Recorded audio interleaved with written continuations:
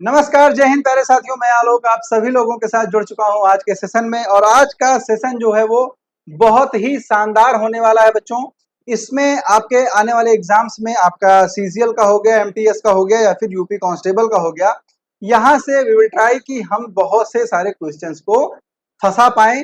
और ये मेरा खुद का पर्सनल एक्सपीरियंस और दावा है कि क्वेश्चंस आपको जरूर यहाँ से मिलने वाले हैं अगर यहाँ से पूछे जाते हैं तो। ठीक है, आप लोगों ने देखा होगा संडे को धूमधाम से पेरिस ओलंपिक जो है 2024 समाप्त होता है। इंडिया की परफॉर्मेंस उतनी अच्छी नहीं रहती है।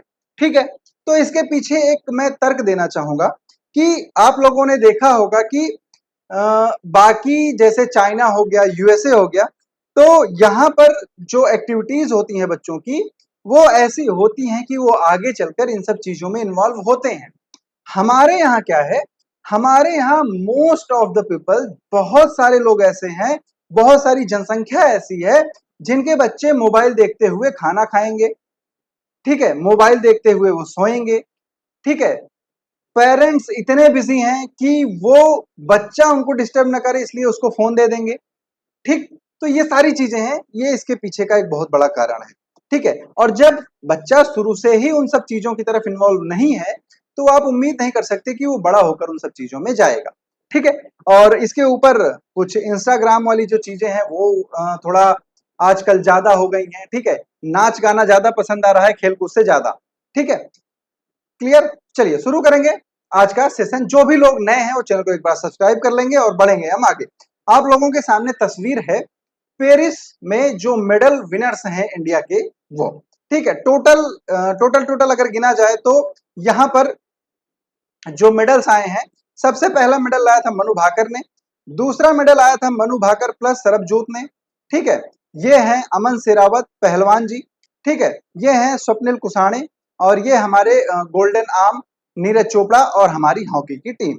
इन सब ने जो है वो मेडल्स लाए, जिसमें नीरज चोपड़ा सिल्वर मेडल लेके आते हैं, बाकी ब्रॉन्ज लेके आते हैं। ठीक है, तो ये सारी चीजें यहाँ पर होती हैं। ठीक, उसके बाद कब से कब तक किया जाता है तो बच्चा 11 जुलाई से 26 जुलाई से 11 अगस्त तक इसका आयोजन किया जाता है। कहां पर? पेरिस में इसका आयोजन किया जाता है। ठीक है, अब कुछ इंटरेस्टिंग चीजों पर हम यहाँ पर डिस्कस करेंगे। आप लोगों को पता होगा कि जो ओलंपिक होता है इसका जो लोगो है ये क्या है? 5 छल्ले हैं।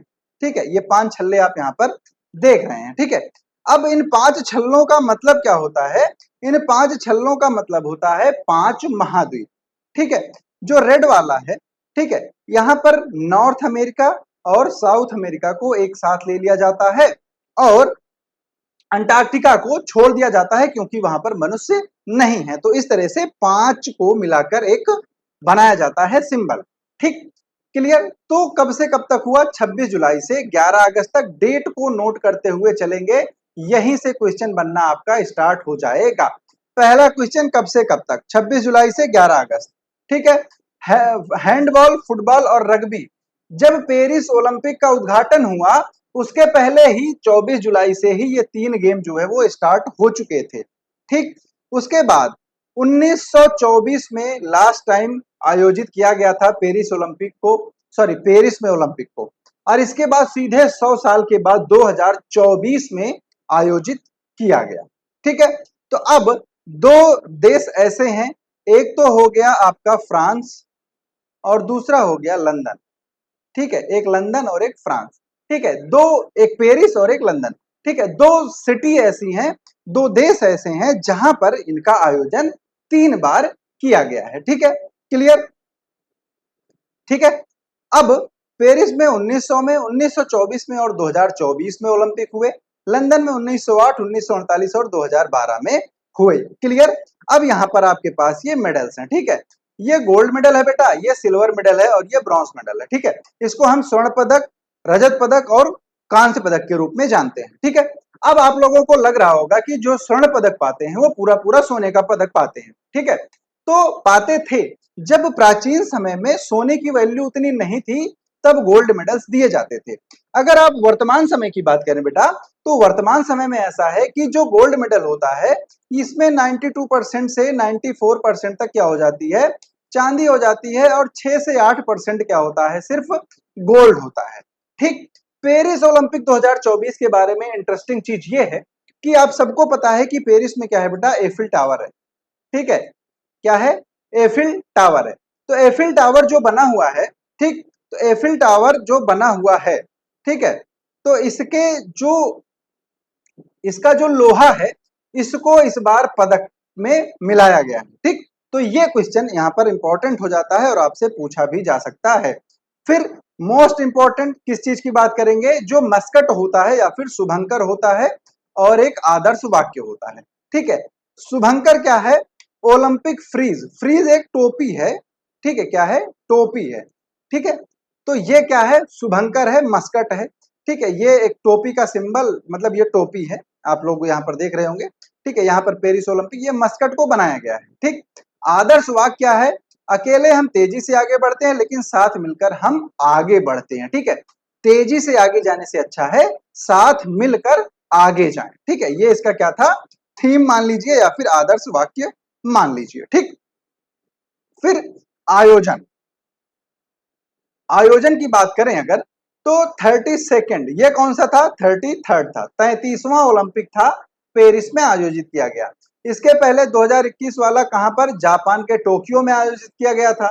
ये वाला सबको पता है, फ्रांस के पेरिस में किया गया।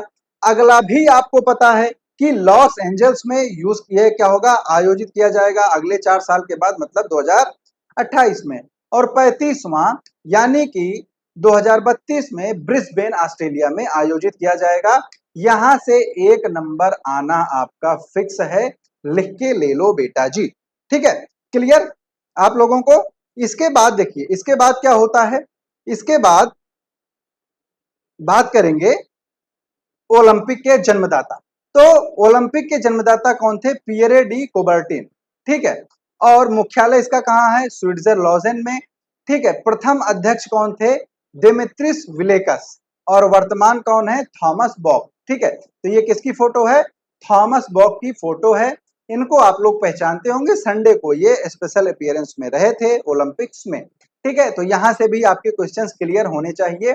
मेडल्स में आप बात करें तो भारत का स्थान क्या था, भारत का स्थान था बेटा जी 71st। ठीक है, बहुत ही गंदी हालत थी। अगर आप 150 करोड़ की जनसंख्या वाले देश हैं, ठीक है, वर्ल्ड में पहले नंबर पर आप हैं अगर जनसंख्या में, तो कम से कम भाई साहब टॉप 10 में तो रहना जरूरी है। ठीक है, क्लियर। यहाँ पर कुछ लोग जो है वो क्रिटिसाइज करते हैं प्लेयर्स को। ठीक है, तो जो भी लोग प्लेयर्स को क्रिटिसाइज करते हैं उनसे बस एक तीखा सवाल मेरा ये है कि क्रिकेट आप देखते हैं, चलिए ठीक है, क्रिकेट आप लोग देखते होंगे, नो डाउट सभी देखते हैं। ठीक है, आप में से कितने लोग निशानेबाजी देखते हैं टीवी पे, कभी भी कोई इवेंट होता है, ओलंपिक नहीं कोई और इवेंट होता है, कितने लोग उसको देखते हैं, जवाब सबका नहीं होगा। कितने लोग, जब कोई डायमंड लीग जैसा भाला फेंक प्रतियोगिता होती है नीरज चोपड़ा की, कितने लोग उसको देखते हैं, जवाब सबका नहीं होगा, सिर्फ उनके घर वाले देखते हैं बस। ठीक है, इसके बाद कभी हॉकी, ठीक है, चलिए बहुत सारी चीजों को छोड़ते हैं, हॉकी पे आते हैं। हॉकी का मैच कभी आप लोगों ने बैठ के देखा है, तो 100 में से कोई एक बंदा बोल सकेगा कि हाँ मैंने देखा है। ठीक है, पहलवानी कभी आपने देखी है, कोई प्रतियोगिता जब हो रही हो तो आपने उसको बैठ के देखा हो टीवी पे। जितना मन लगा के आप क्रिकेट, आईपीएल और वर्ल्ड कप देखते हैं, तो जवाब आएगा नहीं। ठीक है, सुनील छेत्री फुटबॉल टीम के कप्तान थे, संन्यास की घोषणा कर दी, कोई नहीं जानता होगा। लेकिन रोहित शर्मा और विराट कोहली ने क्रिकेट से, टी20 से संन्यास की घोषणा की, पूरा इंडिया जानता है बेटा। ठीक है, तो ये सारी चीजें होती हैं जो हमें क्या है, हमें भी जिम्मेदार बनाती हैं इन सब चीजों के लिए। हमें अपने प्लेयर्स को खुद से प्रोत्साहित करना होगा, हमें उनका सपोर्ट करना होगा। इंडिया का फुटबॉल पीछे क्यों रह गया सुनील छेत्री के होते हुए, क्योंकि हमने सपोर्ट नहीं किया।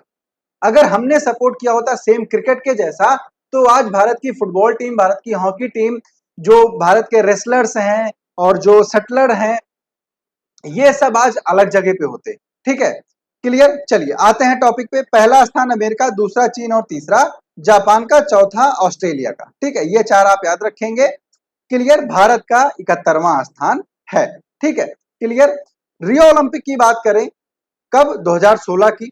तो 2016 में भारत ने 0 gold, 1 silver, 1 bronze, total 2 medal ही जीते थे। फिर आता है 2020 वाला, रैंक थी 48, 1 gold Neeraj Chopra, 2 silver, 4 bronze, total 7 medal जीते थे और इस बार 6 मेडल जीते हैं। ठीक है, 7वां आते आते रह गया था, मे बी वो गोल्ड भी हो सकता था विनेश फोगाट का। ठीक है, मेडल्स की बात कर लेते हैं। फिर से बोल रहा हूं, मोस्ट इंपॉर्टेंट, 1 नंबर 101% कंफर्म है बेटा। शूटिंग सबसे पहले मनु भाकर, और मनु भाकर पहली ऐसी महिला है जिन्होंने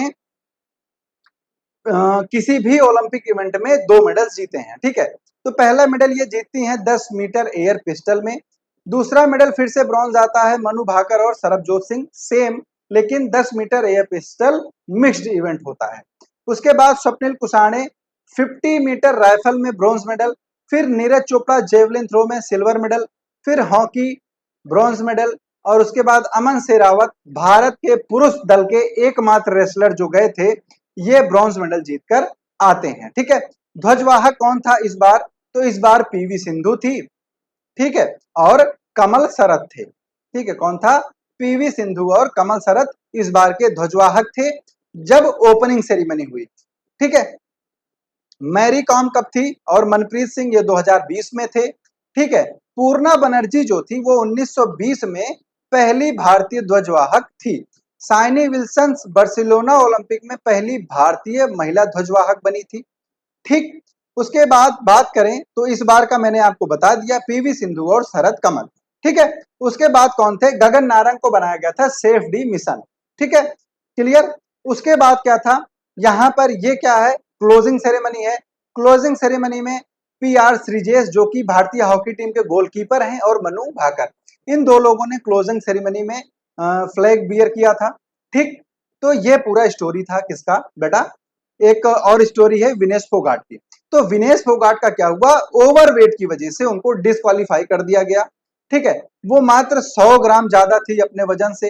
ठीक है, और दिक्कत इसलिए हुई क्योंकि इन्होंने लगातार 3 दिन 3 गेम्स खेले थे और इस वजह से मसल्स जो थी इनकी ये स्टिफ हो गई थी, तो पानी वगैरह पीना पड़ा, कुछ प्रोटीन्स लेने पड़े, जिससे वजह से वेट बढ़ गया था। हालांकि इन्होंने कम किया लेकिन वो कम नहीं हो पाए। क्लियर। चलिए क्वेश्चंस पर आते हैं बेटा। पहला क्वेश्चन है, निम्नलिखित में से कौन भारत की तरफ से सर्वप्रथम ओलंपिक ध्वजवाहक थे? ठीक है, तो पूर्णा बनर्जी जो थे ये पहले ध्वजवाहक थे। कहां से?